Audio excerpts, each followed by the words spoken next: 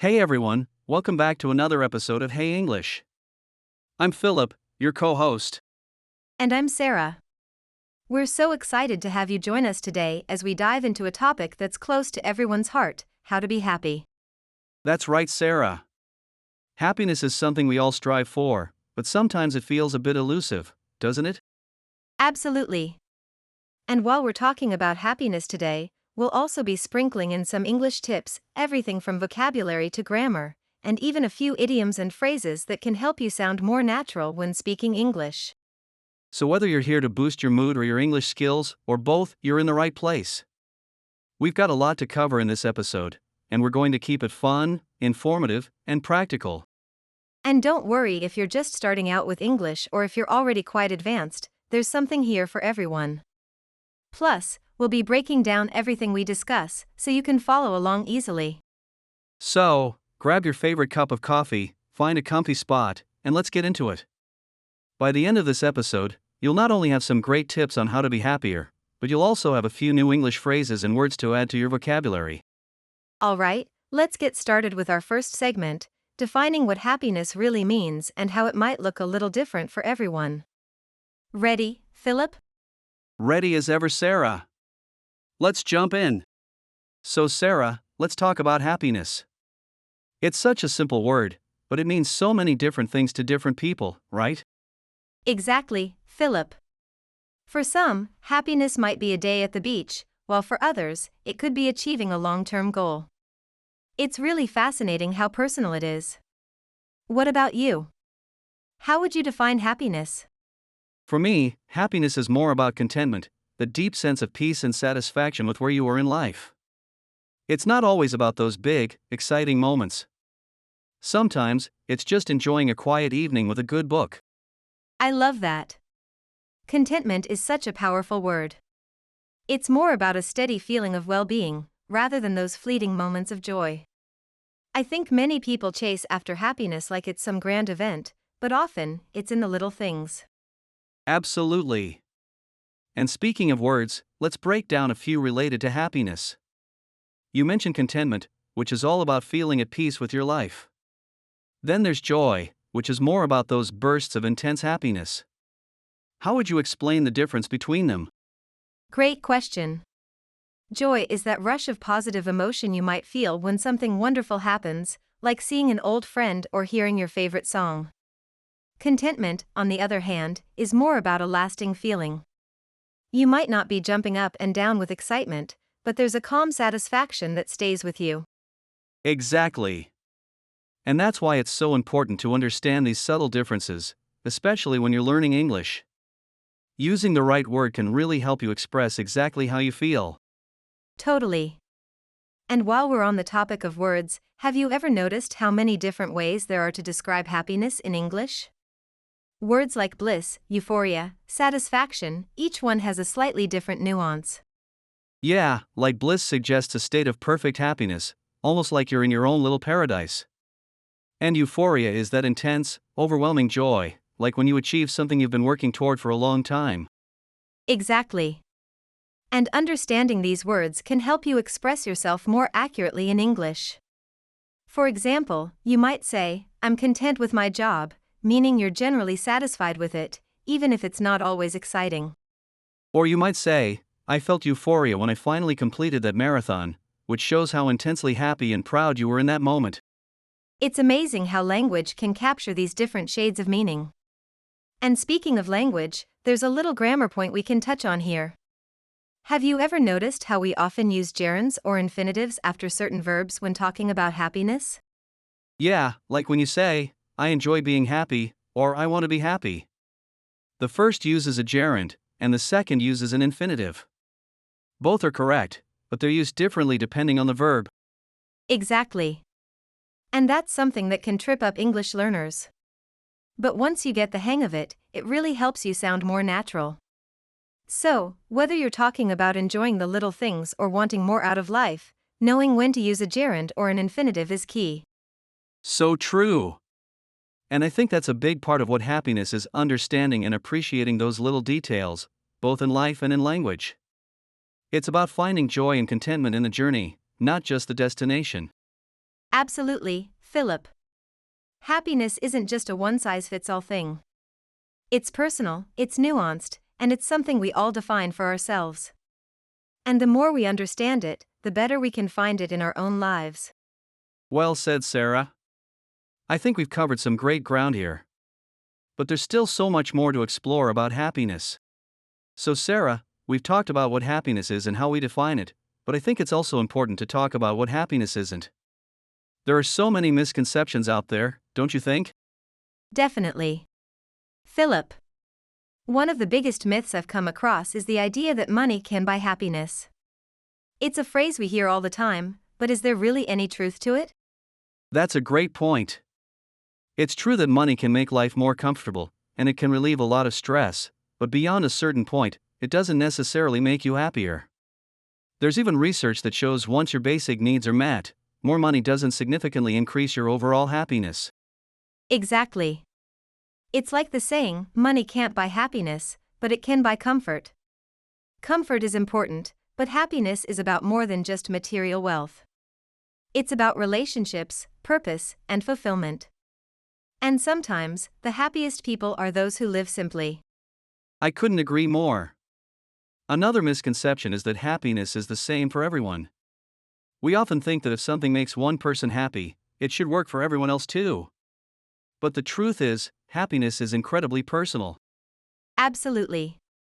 What makes me happy might not make you happy, and that's okay. Some people find joy in being around others, while some find it in solitude. It's really about knowing yourself and what truly brings you contentment. And that leads to another myth, the idea that happiness is something you can achieve and hold onto permanently. In reality, happiness is more of a journey than a destination. It's not about reaching a point where you're always happy, but rather finding ways to experience happiness along the way, even during tough times. Exactly, Philip. It's like the idiom every cloud has a silver lining. Even in challenging times, there's usually something positive to be found if we look for it. Happiness doesn't mean never feeling sad or stressed, it's about finding balance and resilience. That's such an important point. And while we're talking about misconceptions, there's another one that often comes up, the idea that you have to be happy all the time. There's so much pressure these days to always be positive, but that's not realistic, is it? No, it's not. Life has its ups and downs, and it's perfectly normal to experience a range of emotions. In fact, it's those moments of sadness or frustration that can make the happy times even more meaningful. Trying to force happiness all the time can actually make you feel worse. Exactly. It's okay to have off days, and it's okay to admit when you're not feeling great. What's important is how you respond to those feelings and how you take care of yourself. Sometimes, happiness is about accepting where you are right now and knowing that it's okay to not be okay. That's so true. And it ties back to the idea of balance. It's about finding joy in the good moments and learning from the tough ones. It's about appreciating the little things and not getting caught up in chasing some perfect idea of happiness. Well said, Sarah. Happiness isn't about perfection, it's about progress. It's about understanding that it's okay to have different paths to happiness and that what works for one person might not work for another. Exactly, Philip. And that's why it's so important to challenge these misconceptions and create our own definitions of happiness. It's about finding what works for you and making peace with that. I love that perspective, Sarah.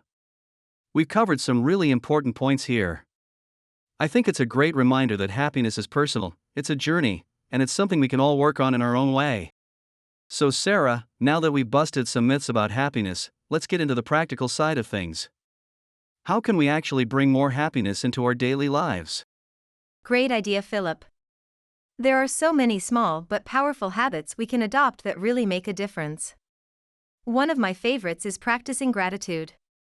It's amazing how focusing on what we're thankful for can shift our mindset and boost our mood. Absolutely. When you make it a habit to notice and appreciate the good things, even the small ones, it changes the way you see the world. I like to start my day by writing down 3 things I'm grateful for. It sets a positive tone for the rest of the day. I do something similar. It's a great way to start the day on a positive note. And it doesn't have to be anything big, sometimes it's just being grateful for a sunny day or a good cup of coffee. It's about finding joy in the simple things. Exactly. And speaking of simple things, staying active is another key tip. Whether it's going for a walk, doing some yoga, or even just stretching, moving your body can have a huge impact on your mood. It releases endorphins, those feel-good chemicals, that can really boost your happiness. Totally agree, Philip. Exercise doesn't just benefit your body, it's great for your mind too. Even just 20 minutes of activity can make a big difference. And it doesn't have to be anything intense, sometimes just getting outside and moving around is enough to lift your spirits. Another practical tip is connecting with others. We're social beings, and having strong, positive relationships is a huge part of being happy. Whether it's spending time with friends, chatting with family, or even reaching out to someone you haven't talked to in a while, these connections are so important. That's so true. Sometimes, just having a good conversation with someone can brighten your day.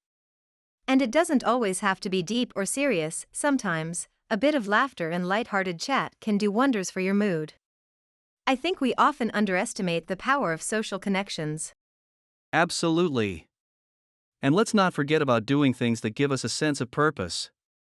Whether it's through work, hobbies, or helping others, having a reason to get up in the morning can be incredibly fulfilling. It's about finding something that makes you feel like you're contributing to something bigger than yourself. Definitely. When you're working towards something meaningful, it gives you a sense of direction and satisfaction. And it doesn't have to be something grand, it could be as simple as volunteering in your community or even just setting personal goals that matter to you. And that ties into another tip: setting realistic goals. Sometimes, we can get caught up in trying to achieve too much too quickly, which can lead to frustration. But when we set achievable goals, we can enjoy a sense of accomplishment, which boosts our happiness. Exactly. It's all about progress, not perfection. Celebrating small wins along the way can make a big difference in how you feel. It's important to acknowledge your efforts, even if you're not at the finish line yet. And finally, one of my favorite tips: taking time for yourself. We live in such a fast-paced world that it's easy to get caught up in everything and forget to take a breather. But making time for yourself to relax, reflect, or do something you love is essential for maintaining happiness. I couldn't agree more, Philip. Whether it's reading a book, meditating, or just sitting quietly with your thoughts, taking that time for yourself is so important. It helps you recharge and stay balanced, which is crucial for long-term happiness. So true, Sarah. It's all about finding what works for you and making those small adjustments to your daily routine. Happiness doesn't have to be complicated, it's often found in the little things we do consistently. Exactly, Philip. And the beauty of these tips is that anyone can start incorporating them right away. It's all about taking those small steps every day to build a happier, more fulfilling life. So, Sarah, we've talked about some great tips for boosting happiness, but how do we really integrate these into our everyday lives? It's one thing to know what to do, but another to actually make it part of our routine. That's such a good point, Philip. I think the key is to start small and be consistent. For example, if you're trying to practice gratitude, you don't have to overhaul your entire day. Just take a moment in the morning or before bed to reflect on a few things you're thankful for. Over time, it becomes a natural part of your day. Exactly. It's like building any habit: starting small makes it more manageable and less overwhelming. And the more you practice, the easier it gets. I found that integrating these practices into everyday moments is really effective. Like, if you're out for a walk, take a minute to appreciate the nature around you or the fresh air. I love that. It's about being mindful and present, even in the simplest activities. We often rush through our days without stopping to notice the little things that can bring us joy. Taking a few seconds to be fully in the moment can really enhance your overall happiness. And that's something we can all do, no matter how busy we are.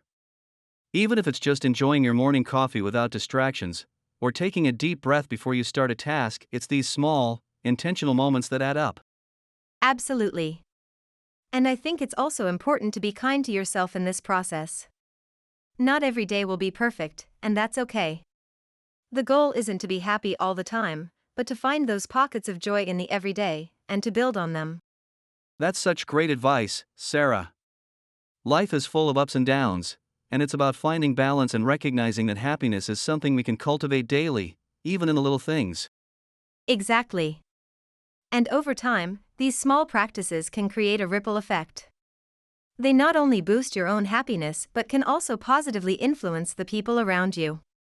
When you're happy and content, it shows in how you interact with others, and that positivity can be contagious. So true, Sarah. Happiness really is something we can nurture every day, and it doesn't have to be complicated. It's about finding joy in the little things, being mindful, and allowing yourself to appreciate those moments as they come. Well said, Philip. Happiness in everyday life is all about being intentional, present, and kind to yourself. It's a journey we're all on, and every small step counts. You know, Sarah, one thing that fascinates me about happiness is how it's viewed differently around the world. It's something we all strive for, but different cultures have unique perspectives on what it means to be happy. That's so true, Philip. Take, for example, the concept of hygge from Denmark. It's all about creating a cozy, warm atmosphere and enjoying the simple pleasures of life, like sharing a meal with loved ones or curling up with a good book. It's not just about feeling good in the moment but creating a sense of well-being that's deeply rooted in comfort and connection. I love that idea. Hygge is such a beautiful way to think about happiness, not as something you chase, but something you cultivate in your daily life. It's a reminder that happiness doesn't always have to be about excitement or big achievements, it can also be about quiet, peaceful moments. Exactly. And then there's the Japanese concept of ikigai, which translates to reason for being. It's about finding purpose and meaning in life, which is a huge part of happiness in Japanese culture. Ikigai is often seen as the intersection of what you love, what you're good at, what the world needs, and what you can be paid for. It's a very holistic view of happiness that ties together passion, mission, vocation, and profession. That's such a powerful concept, Sarah. It really emphasizes that happiness is about more than just pleasure, it's about having a sense of purpose and direction in life. When you know your ikigai, you have a clear sense of why you wake up in the morning, which can be incredibly fulfilling. Absolutely. It's interesting how different cultures emphasize different aspects of happiness. For instance, in many Western cultures, happiness is often linked to individual achievement and personal success. But in more collectivist cultures, like in parts of Asia and Africa, happiness is often tied to community, family, and social harmony. It's more about the well-being of the group than the individual. That's a really important distinction, Sarah. In collectivist cultures, your happiness is closely connected to the happiness of those around you. It's about contributing to the greater good and finding joy in your relationships and community. It's a reminder that our connections with others are a big part of what makes us happy. Exactly, Philip. And then there are places like Bhutan, where they measure gross national happiness instead of gross domestic product. They actually have policies aimed at promoting well-being, which is such a unique approach. It shows that happiness can be seen as a societal goal, not just a personal one. That's incredible, Sarah. It really broadens our understanding of happiness. It's not just an individual pursuit, it's something that can be supported and nurtured at a community or even national level. It makes you think about how different environments and values can shape our experience of happiness. Yes, and I think that's why it's so valuable to explore these different perspectives. They remind us that there's no one-size-fits-all approach to happiness. What makes someone happy in one culture might be different in another, but the underlying goal is the same: to live a fulfilling and meaningful life. Absolutely, Sarah. It's a great reminder that happiness is a universal desire, but how we achieve it can vary so much depending on where we're from and what we value. By understanding these different cultural perspectives, we can find new ways to think about and pursue happiness in our own lives. That's so true, Philip. It's all about being open to different ideas and finding what resonates with you personally. Happiness is a journey, and exploring these cultural perspectives can give us new insights and tools to help us along the way. So, Sarah, we've covered a lot of ground today, from defining happiness and debunking common myths to exploring practical tips and even looking at how different cultures view happiness. It's been such an insightful conversation. It really has, Philip.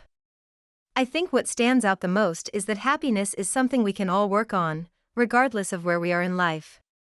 It's a personal journey, but it's also something we can share and learn from others, whether it's through different cultural perspectives or simply through our own experiences.